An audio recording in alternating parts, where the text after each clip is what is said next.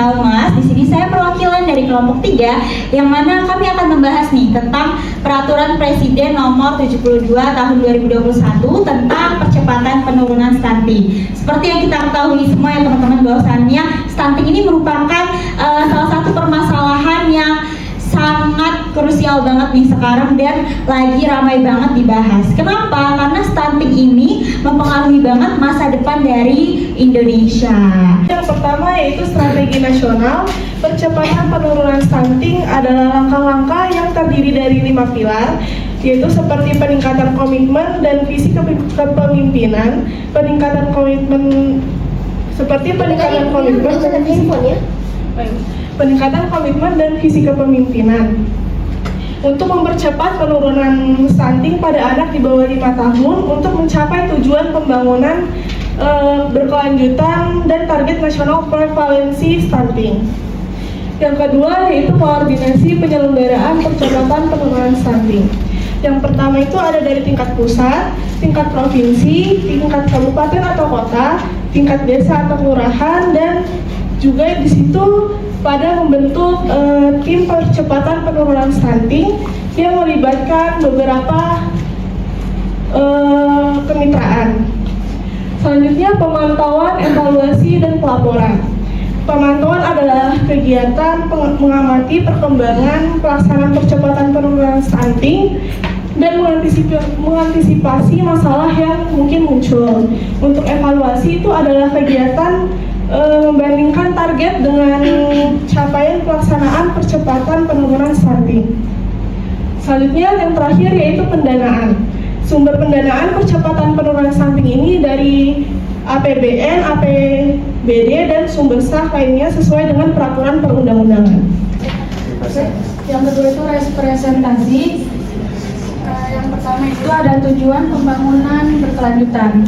Nah, dari Peraturan Presiden Nomor 72 Tahun 2021 ini terbagi ada beberapa aspek di dalamnya yang mengatasi masalah stunting. Yang pertama itu peraturan ini menggarisbawahi pentingnya mencapai sumber daya manusia yang sehat dan produktif sebagian dari tujuan pembangunan berkelanjutan. Yang kedua itu penurunan stunting dilakukan melalui pendekatan yang melibatkan berbagai kemitraan. Selanjutnya ada yang ketiga itu memberikan definisi jelas tentang stunting serta membedayakan antara intervensi peraturan spesifik dan spesifik untuk menangani penyebab langsung dan tidak langsung stunting. Dan yang keempat itu mencakup strategi nasional. Itu ada peningkatan komitmen komunitas, perubahan perilaku, konvensi, intervensi, ketahanan pangan, dan penguatan sistem data. Dan yang terakhir itu adalah ada rencana aksi nasional, itu mendukung pelaksanaan secara efektif dan pemantauan dengan evaluasi yang terencana. Adanya kolaborasi gitu ya. Jadi tadi kan di peraturannya itu strategi nasionalnya adalah dengan melakukan kemitraan kolaborasi dengan sektor-sektor lainnya. Karena masalah stunting ini tidak hanya berkaitan dari dinas kesehatan gitu, tapi dari BNHBN dan lain-lainnya itu sangat penting untuk adanya jalinan mitra lintas sektoral. Selanjutnya ini adalah fokus pada pencegahan.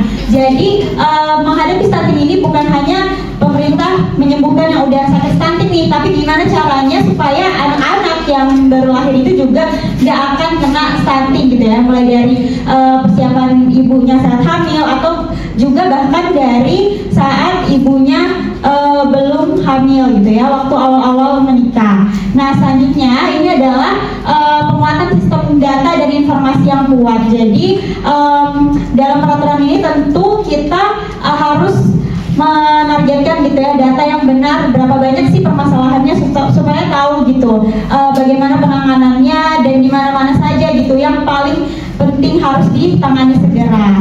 Nah selanjutnya adalah peningkatan partisipasi masyarakat dalam penurunan stunting. Jadi namanya kita melakukan pencegahan dan penanganan bukan hanya dari pemerintah saja gitu yang harus fokus dan ikut Tapi masyarakat juga harus bisa gitu ya berpartisipasi gitu mau untuk melakukan pencegahan stunting dan juga penanganan stunting. Selanjutnya itu adalah fokus pada kualitas hidup dan juga landasan hukum yang kuat. Jadi kenapa kualitas hidup? Karena stunting ini sangat berpengaruh ya dari gizi, pendidikan ibunya, keluarga. Jadi kualitas hidup mulai dari secara ekonomi dan kesehatannya gitu ya itu sangat penting gitu untuk bisa memenuhi kebutuhan hidupnya dengan gizi yang baik, dengan memiliki pekerjaan yang baik sehingga ekonominya mumpuni gitu ya. Nah selanjutnya adalah landasan hukum yang kuat. Jadi dari peraturan ini itu menjadi dasar hukum dari pencegahan stunting agar lebih terlaksana dengan baik dan punya landasan yang jelas gitu ya. Acuan dalam pembuatan strateginya itu jelas gitu, ada dasar hukumnya. Nah selanjutnya adalah kekurangan yang akan dijelaskan oleh PJ. Dari koordinasi antar lembaga, yang dimana tentunya yang seperti udah dijelaskan oleh Raisa, maka dari koordinasi ini tentunya akan banyak lembaga yang akan bertanggung jawab pada perpres ini. Jika tidak menjalin baik, maka itu akan menjadi tumpang tindih antara program satu dengan program yang lain. Lalu sumber daya manusia, yang dimana dari sumber daya ini yang akan diberdayakan untuk menjalankan program ini. Selanjutnya itu sosialisasi yang kurang akan menyebabkan masyarakat kurang untuk ingin mengikuti peraturan ataupun yang ada di dalam menjalankan perpres ini. Selanjutnya itu fokus pada kuratif dan bukan pada preventif. Selanjutnya itu komitmen jangka panjang, yang dimana jika komitmen jangka panjang tidak dijalankan dalam program ini, maka itu tidak akan membantu masyarakat dalam menyelesaikan penurunan masalah stuntingnya.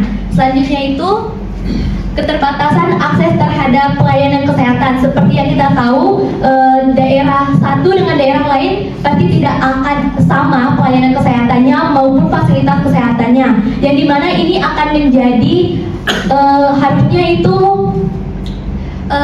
menjadi seperti tolak ukur pemerintah untuk dapat memperbaiki lagi di mana pelayanan kesehatannya agar seluruh masyarakat di Indonesia tentunya dapat merasakan pelayanan kesehatan yang. Kesimpulannya, Peraturan Presiden Nomor 72 Tahun 2021 ini adalah upaya pemerintah untuk melakukan penurunan stunting dengan cara pencegahan dan juga kuratif, di mana dalam perpres ini sendiri adanya terjalin lintas sektoral kerjasama gitu ya dari berbagai bidang, dan juga perlu adanya partisipasi dari masyarakat dan juga penyebaran informasi yang akurat dari pemerintah dan data yang akurat mengenai pencegahan stunting ini. Nah itu dia mengenai Peraturan Presiden Nomor 72 Tahun 2021. Mungkin dari teman-teman ada yang ingin ditanyakan atau ditambahkan terkait dengan topik yang kami bahas pada siang hari ini, kami persilakan. Assalamualaikum warahmatullahi wabarakatuh. Perkenalkan, nama saya Derajat. Di sini saya mewakilkan untuk kelompok 7. Saya ingin bertanya kepada kelompok 3 mengenai regulasi. Tadi kan ada dibahas mengenai pendanaan. Nah, seperti yang kita ketahui sendiri, dari data hasil survei kesehatan Indonesia itu pada tahun 2023 itu kan stunting itu masih di angka 21,6%. Nah, sedangkan dari tahun-tahun sebelumnya itu pemerintah itu, Bapak Jokowi kita itu pada tahun 2024 ini stunting itu harus di angka 14%. Nah, kenapa sih di tahun 2023 aja itu masih di angka 21,6%, enggak turun-turun.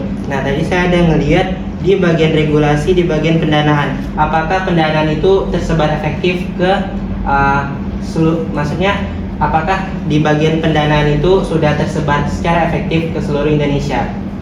Karena angkanya itu masih di atas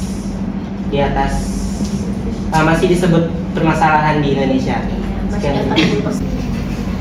Oke, permasalahan stunting itu ya kita tahu sama-sama ya, bahwasanya permasalahan stunting itu merupakan permasalahan yang agak cukup lama sudah terjadi, tapi sampai sekarang belum kita temukan bagaimana cara yang paling efektif untuk penyelesaiannya.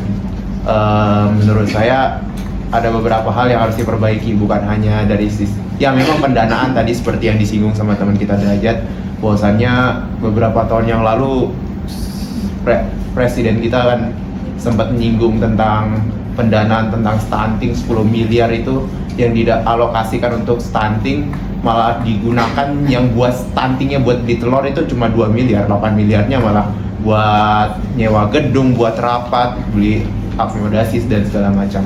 Dan baru-baru ini saya juga dengar tentang adanya pembuatan susu ikan, buat susu ikan yang di salah satunya untuk mengintervensi masalah stunting ini. Nah, kalau menurut saya susu ikan itu ya memang itu salah satu inovasi yang diberikan atau ditawarkan dari pemerintah. Tapi menurut saya itu nggak efektif. Kenapa? Pertama, susu ikan itu kan diolah lagi, pengolahannya juga banyak. Itu artinya itu adalah ultra processed food. Kenapa nggak langsung aja sekalian diberdayakan aja nelayan-nelayan yang ada di satu daerah untuk mengolah ikan seminim mungkin, lalu didistribusikan ke anak-anak yang memiliki potensi terbesar terjadinya stunting, lalu disebarkan ke sekolah-sekolah, daripada dibuat susu ikan yang mana nilai gizinya pun kalau saya lihat daftar nutrition fact-nya itu sangat minim. Dari vitaminnya itu sangat kurang, cuma 4%, berapa persen, nggak sampai 20-an%. Nah, menurut saya regulasinya itu bukan hanya pendanaan, pemantauan, koordinasi, strateginya, tapi juga bagaimana cara untuk membuat suatu inovasi yang bukan hanya berdampak baik, tapi juga masuk akal, dan bukan hanya untuk soundbite doang, tapi strategi. Nah, yang saya mau tanyakan tuh bagaimana nih caranya buat sampai sekarang kan strateginya sudah ada tuh, tapi nyatanya belum sampai turun. Kalian punya nggak sih satu strategi yang menurut kalian bisa tuh intervensi? Ya memang nggak secara mutlak langsung turun, tapi kan tinggal kita ekstrapolasi aja. Bagaimana kalau misalnya kita punya strategi yang tepat, kita ekstrapolasi aja, kita raba aja, oh beberapa tahun kemudian pasti akan turun dalam sekian. Oke. Juga Nando, jadi kalau untuk kami akan berusaha menjawab pertanyaan dan tanggapan tadi. Memang di setiap peraturan itu pasti ada kelebihan dan kekurangan dan banyak hal yang perlu kita kritisi agar lebih baik ke depannya. Untuk itu saya serahkan ke Feby untuk menjelaskan terkait pertanyaan yang telah diberikan. Mungkin untuk menjawab pertanyaan derajat seperti yang Raisa telah katakan tadi, di mana setiap peraturan itu pasti ada kelebihan dan kekurangannya yang akan diperbaiki mungkin ke depannya. Untuk pertanyaan kamu, mungkin saya bisa menjawab di bagian kekurangan. Mengapa angka stunting itu belum mengalami penurunan kan? Mungkin salah satunya itu bisa saya jawab karena salah satunya itu keterbatasan akses pelayanan kesehatan. Seperti yang kita tahu, mungkin saya bisa mengambil contohnya itu dari kamu yang di Samarinda dan saya yang ada di Kalimantan Utara di Malinau. Itu kan beda ya, tentunya baik dari pelayanan kesehatannya, baik dari bagaimana orang-orang yang bertugas di pelayanan kesehatan, dan bagaimanapun peraturan dari daerah kamu dan daerah saya tentunya berbeda. Dan juga meskipun dari pusat itu peraturannya sama, tentu turunan-turunannya itu pasti akan berbeda mengikuti kondisi dari geografis wilayah kamu. Kalau untuk menurut saya pribadi itu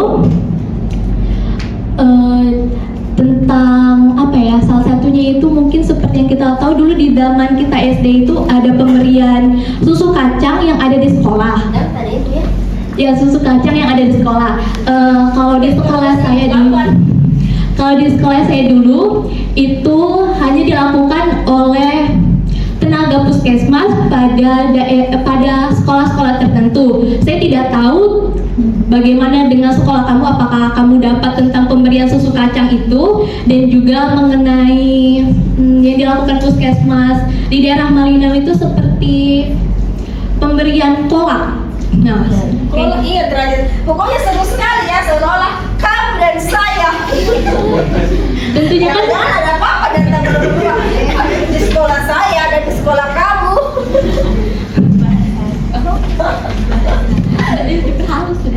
pada intinya itu mungkin karena Yang lain loh, jangan hanya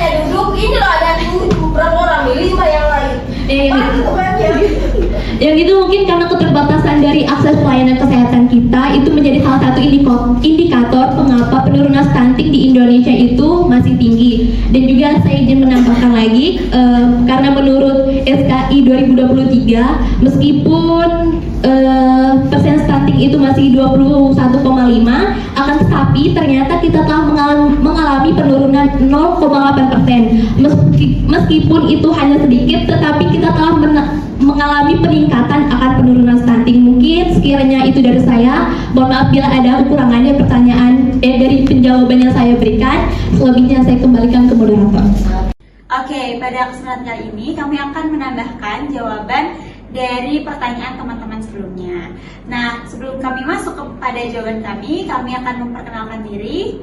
Baik, perkenalkan nama saya Tati Rizky Amalia dengan NIM 231101685. Baik, perkenalkan nama saya Nur Aini Febrianti dengan NIM 2311016071. Saya Siti Fadila Harun dengan NIM 2311010027. Saya Raisa Mizalma dengan NIM 231101603.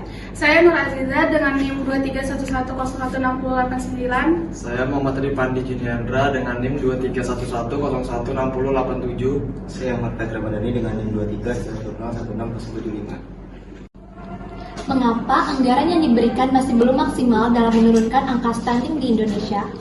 Karena penanganan dan perencanaan yang kurang tepat sehingga tidak semua pihak, terutama kawasan desa itu memahami tentang stunting, penyebab dan pencegahannya. Akibatnya perencanaan, program dan alokasi anggaran seringkali tidak tepat sasaran.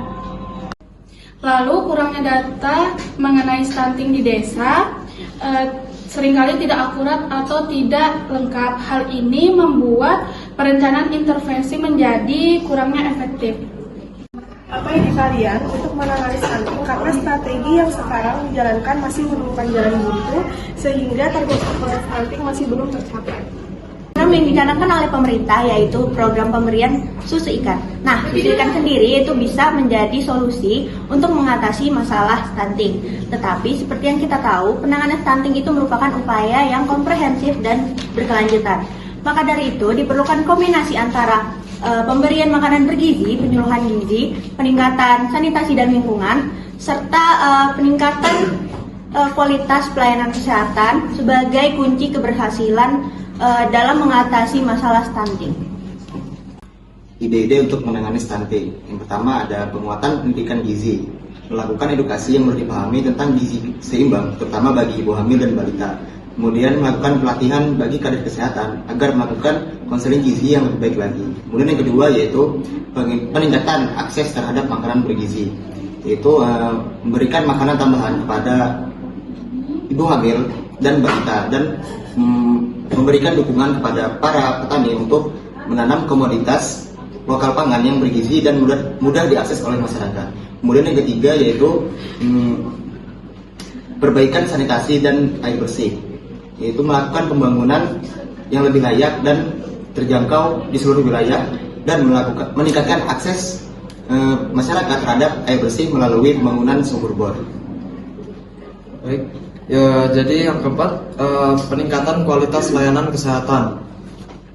Jadi kita wajib melakukan deteksi dini, screening rutin untuk mendeteksi kasus stunting sejak dini. Terus juga menyediakan pengobatan yang tepat bagi anak-anak dan juga pemantauan tumbuh kembang anak-anak. Yang kelima, pendekatan multisektoral. Yang pertama itu ada kolaborasi, memperkuat koordinasi antara berbagai sektor terkait seperti kesehatan, pertanian, pendidikan dan sosial. Selanjutnya ada pemberdayaan masyarakat untuk berperan aktif dalam mengatasi stunting melalui pembentukan kelompok peduli gizi. Yang keenam, evaluasi dan adaptasi.